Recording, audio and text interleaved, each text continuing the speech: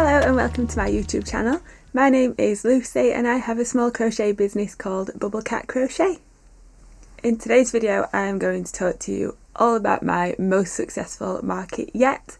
This is actually my second ever market, so not a lot to compare to, but it went so well, like better than I could have ever hoped for, dreamed of, and I just really wanted to share with you what I think helped us get so many sales, and yeah, just how the whole market went. So the show that I did, or the market, was at the Penistone Agricultural Show, and that was on the 14th of September, which feels like a very long time ago. It is the 25th of September now, so we're just over 10 days after the market. My brain has finally almost started working again, so I thought it'd be a great time to film this video. So yeah, the Penistone Agricultural Show, they have loads of different animal competitions, so many stalls. I did go for a couple of wanders around, usually to get more caffeine, which is definitely needed, but I didn't even get a chance to see probably half the stalls. There were so many and so many incredible people there. I had some really cool people on the stalls around me as well. I did end up buying a few things, so that was yeah, exciting. I got some really cute little hand-drawn postcards with horses on. I bought a new business card stand, and then the girl next to me saw the most incredible lampshades ever. Like, they're all hand-drawn designs, and I was just obsessed. But yeah, managed to not spend all my money, which was clearly the key here, not to spend more than we earned, and I managed that. But it was just such a good day, and I think it makes such a massive difference and a real boost to your confidence when you've got lovely supportive people around you. I'm not the most, I don't know, I'm not very good at approaching new people and befriending people that way. It's quite hard for me, so it was lovely to actually have that experience and come away thinking, I'd love to sort of be near these people again at another market, and you really want each other to do well. It was just a great atmosphere. I will insert a picture of my stall here. This is the before picture, so I will put an after picture up at the end just so you can see what was left. So I just had one table. You could have two, but my plan was, if I have one table and then loads of giant bags of plushies wedged underneath it, then as things sold I could sort of restock it and keep the one table looking fuller for longer, rather than having two tables that might look a little bit sparse and I don't know, sort of rummaged through by the end of the day. And that worked quite well, apart from the fact we run out of plushies.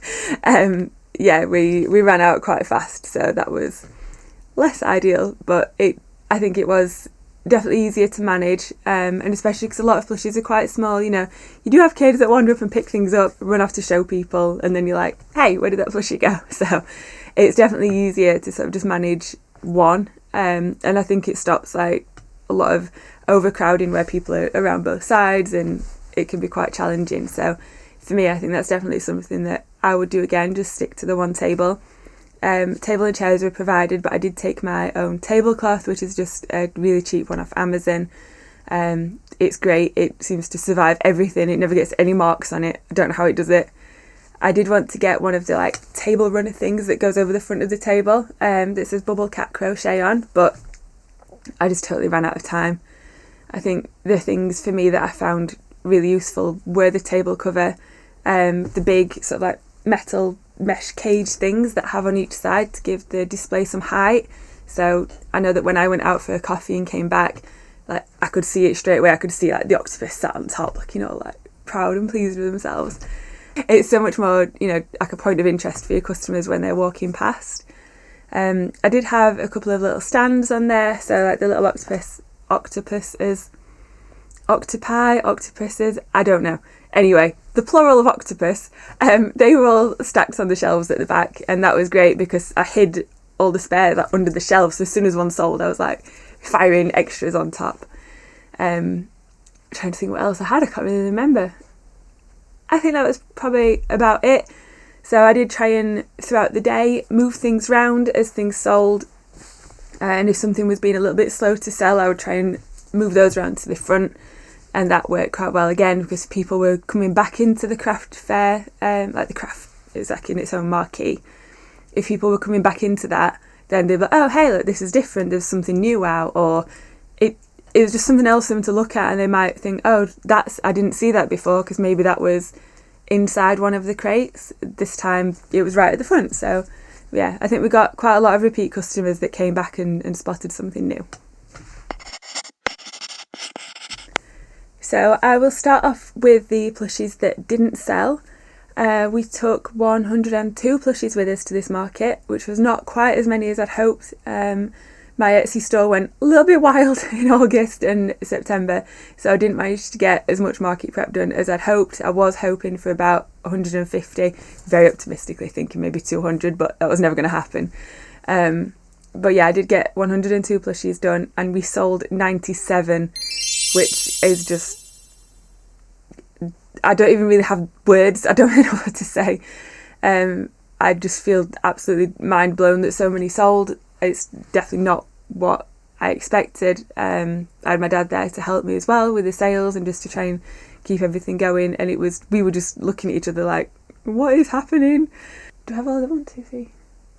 Yes, so the ones that didn't sell. So we have the rainbow octopus up there and the white octopus. I took both of those with me as sort of like points of interest, I guess you could say. So they sit on top of the like white metal crate things, and I love them. I like to weave their tentacles round so they look like they're really holding on to it, and they attracted so much attention. Everybody loves the giant octopuses. I cannot say octopuses, octopies, whatever. So yeah, they attracted so much attention. There were a couple of moments where people were like considering whether they wanted to take them home, and I'm like, please take them home, but also I've got more markets coming up that I'm going to have to make more for. So yeah, kind of mixed feelings, but I'm never sad to bring the octopus home. I love these. This one has like pink ombre style bobbles, so there's some of the darker ones that you can see there, and then some that are almost like a really pale pink colour. And then we have the rainbow one up there that has the white blibby things underneath, tentacle bits. This blue guy is new. I only finished making him yesterday, so he was a little fun project for me. But yes, he didn't go to market. So that's the 2 giant octos that didn't sell. This little XL, this is one of the bigger XL love cats that I do, because I have like a regular standard size as well. They are probably half the size of these guys. So I took 10 of the XL love cats with me. I'll have a look in a second. But this guy was the only one that didn't sell. And to be honest, he almost had his moment at the end. A guy came over and picked him up and was like, oh, I love him. Oh, he's not a doorstop. We can only buy him if he's a doorstop because we've got too many plushies. And I was like, no, he almost had his forever home. So yeah, this guy came home with me, which is fine. I actually really like his colouring. He has like the cool golden yellow glittery eyes. So he didn't find his forever home, but I'm confident he'll find it. And if not, you can just stay here with me because he's so cute. So he didn't sell. I have this flower dragon that I love. This is a pattern test for Mary Loves Crochet, and I just love it. This flower dragon with a cute little bow in its tail actually almost found its home, but at the last moment someone decided to go with something else instead. But this is beautiful. I absolutely love this flower dragon. But yeah, she can fly.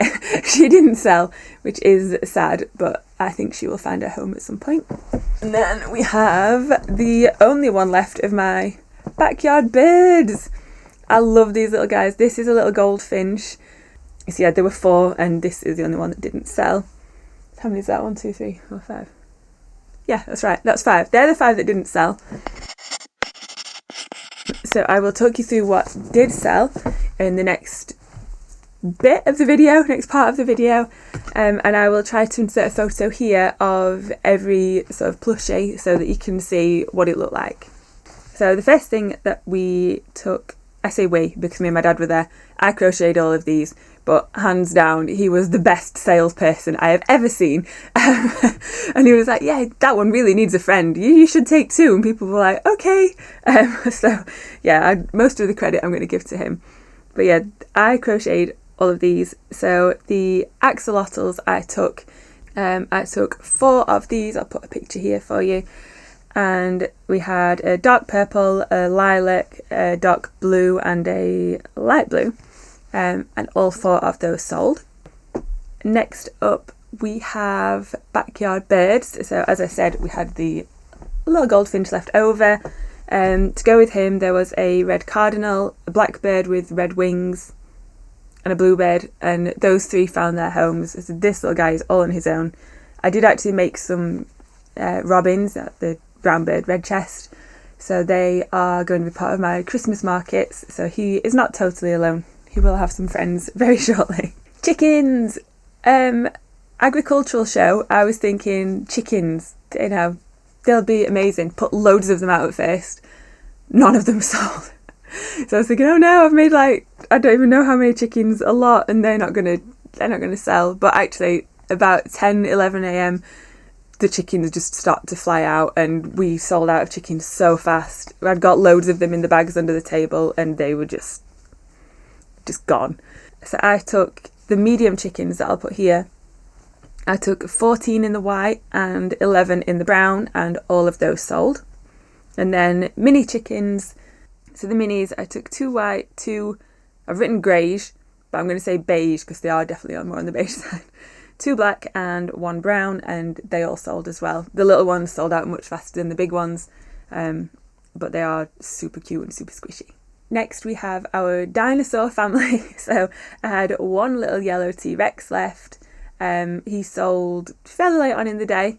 And then the Sundaysaurus that I love, didn't expect him to sell because he's a little bit niche. So I wasn't sure if he'd sell. I didn't know if he'd maybe do better on Etsy. But someone saw him and she was just like, oh my goodness, I love this Sundaysaurus. He has to come home with me. And I am over the moon that he's found a new home. Froggies! Or evil toads, as someone said that some of them look like. So I took 4 in the bluey green, 1 in the lime green, and 5 in like a moss green that I love. It's just like the ultimate frog colour.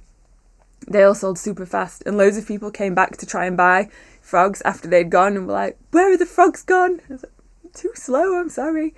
So yes, frogs, very popular. So we had 2 pairs from the Fruity Pals pattern test that I did. Someone bought them because they look like avocados, one of them, and then the other one a little girl chose, so I was glad they both found their homes.